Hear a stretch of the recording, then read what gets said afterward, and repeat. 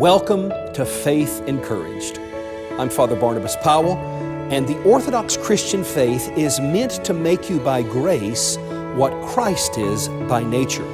Being Orthodox on purpose takes focus and attentiveness, and we pray these homilies will help you do just that.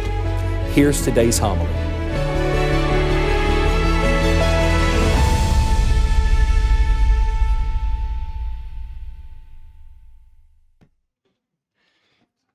I'm grateful to God that you're here today, especially on this one-year memorial for our precious Mary. Much of our crowded conditions can be attributed to the great love that this community had and has for our dear friend who now prays for us before the throne of God constantly. A mighty, mighty intercessor indeed before the throne of God. I feel very blessed that she's praying for us. It reminds me that today is the 20th anniversary of the name day of my best friend, Rod Loudermilk. You've heard me talk about Rod in the past. But today is always a special day. In fact, I always do my best, especially if the Divine Liturgy doesn't fall on a Sunday for Saint Photius Day, that I have a Divine Liturgy in his memory every year on his name day. And he took the name Photius. He and I were both Pentecostal pastors before he and I journeyed together into the Orthodox Church in November of 2001.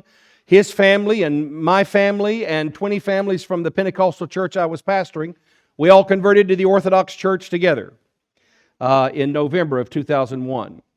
And if you would have told me in November of 2000 that in the year 2022 I would be standing dressed like this in a Greek Orthodox church in Cumming, Georgia, I would have suggested medical care. But here we are. Rod took the name Photius because Photius was a great hero in the contentious time in the 9th century when the East and the West in the Roman Empire were drifting apart more and more culturally and linguistically. And Photius, who was the Patriarch of Constantinople, was very concerned at what he was seeing that was rising in the Roman Empire and some of the theological changes that were beginning to happen, especially in the West. And Photius stood firm. But he stood firm in a way that wasn't polemic and angry or mean. It's not like our politics today, where if you disagree with me, then you must hate me. Isn't that odd? Doesn't that strike you as strange? That if someone disagrees with you, they must hate you? I wonder, what's the thought process behind that? I mean, I grew up with the best music in the world in the 70s and 80s.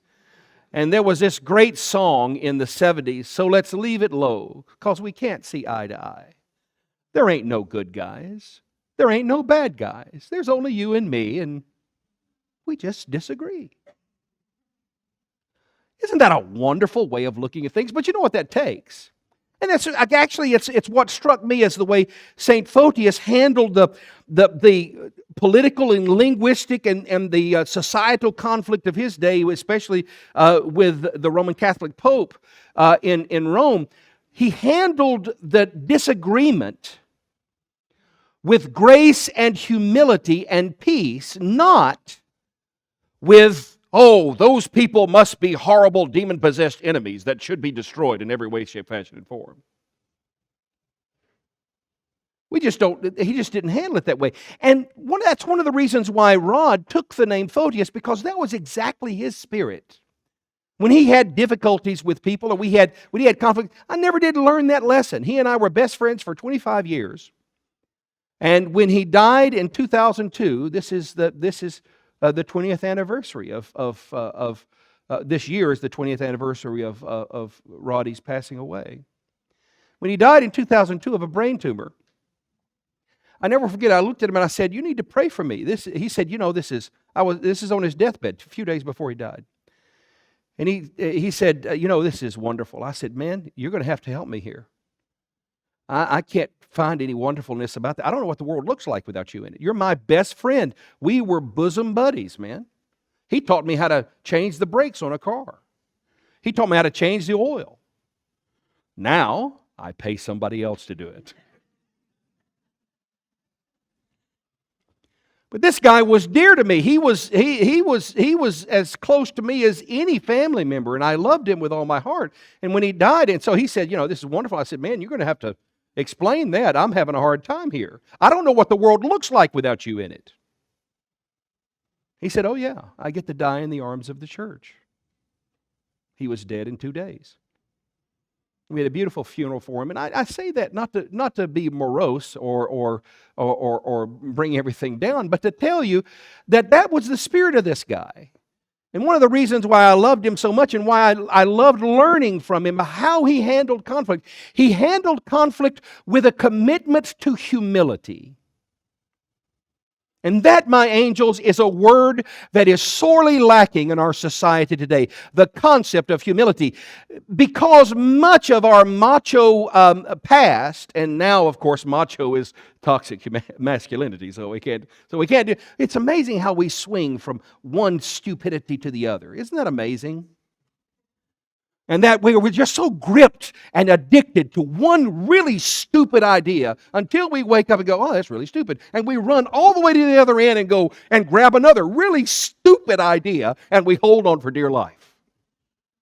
How's that working out for everybody?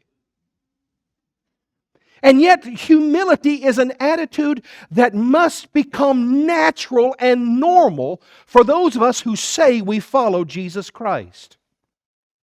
Because, as the fathers have said, the doorway to heaven opens only to humility.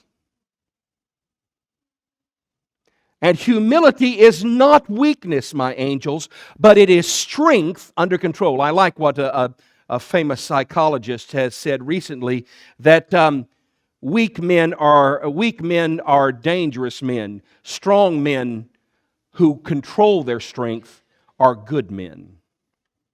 But you don't want a society where weakness is exalted, because that society is prone to tyranny and destruction.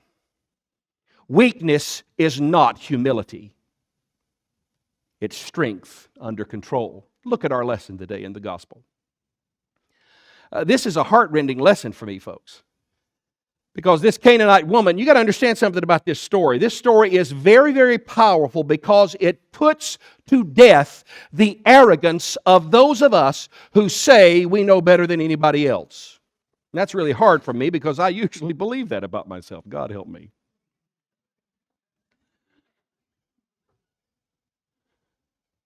The story is very simple. This Canaanite woman, Jesus has just left the confines of where the holy people live.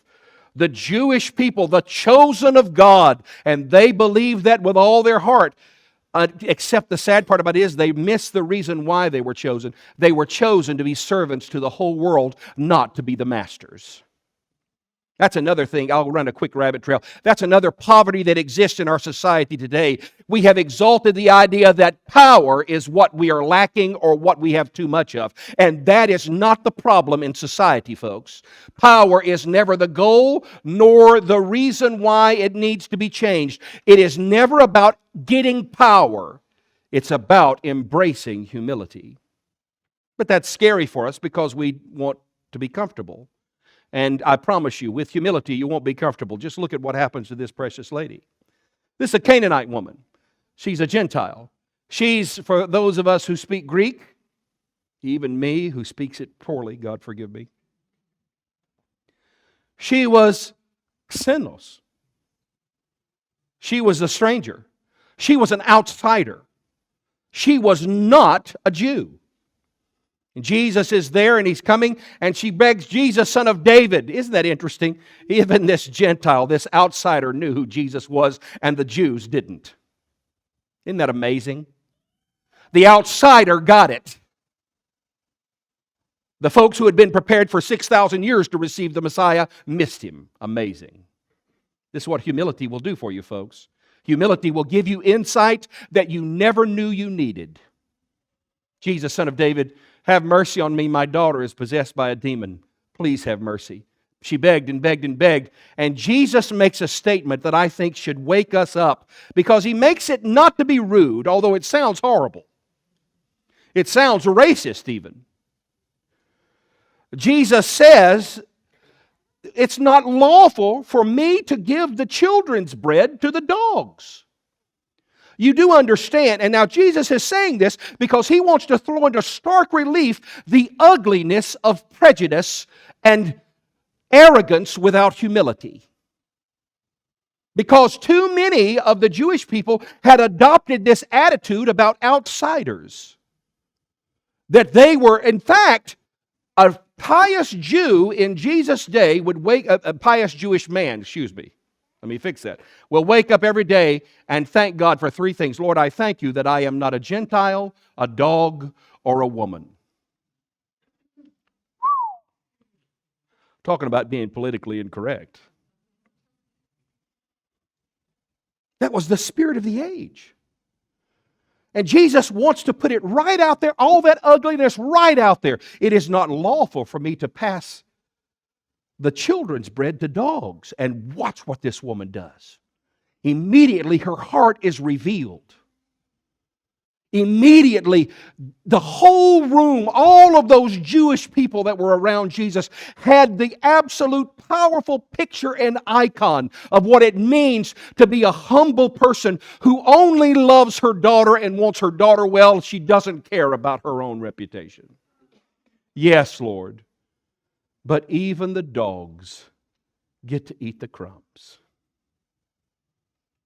Brothers and sisters, if you want heaven's door to open to you, it will be as you are humble.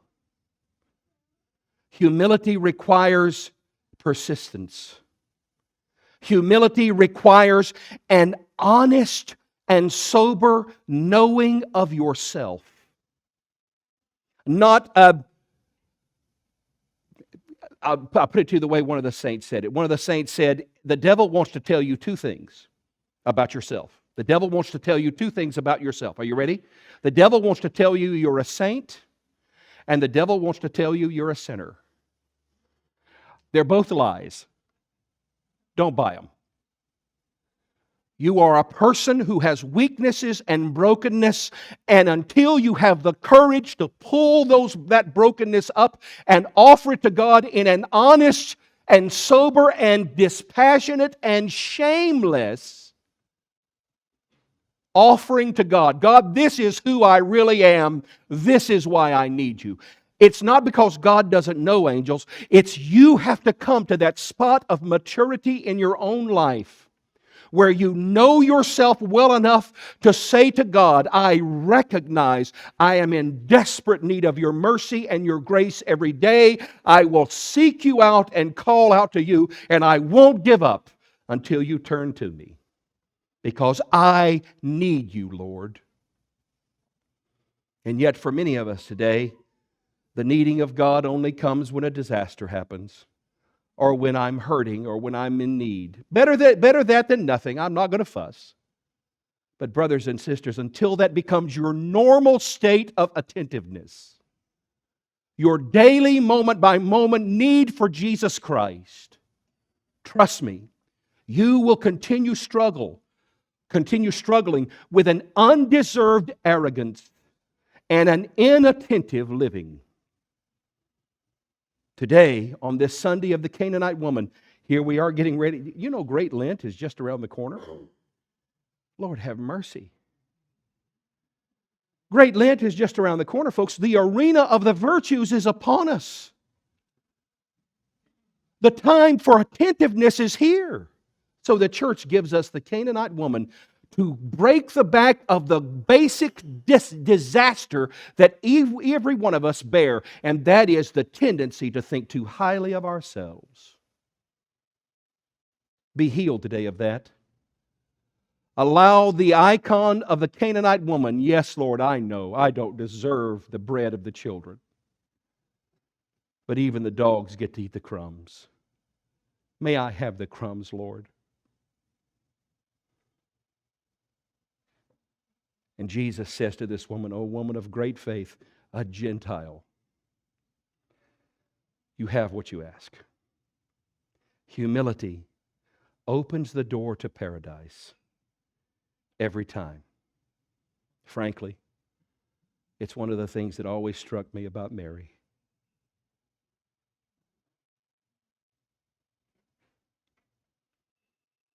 May God grant us the gift of humility so that heaven will be open to us when it is our time. Amen. Thank you so much for watching. I pray this was a blessing to you. If it is a blessing to you, please don't forget to like and subscribe and share these videos. It really does help us a great deal. Speaking of helping us, if you'd like to support this media outreach, go to our Patreon site at Faith Encouraged on patreon.com. You can also visit us at our website at faithencouraged.org and write me at frbarnabas@faithencouraged.org. I look forward to seeing you next time. Don't forget to like and subscribe. God bless you.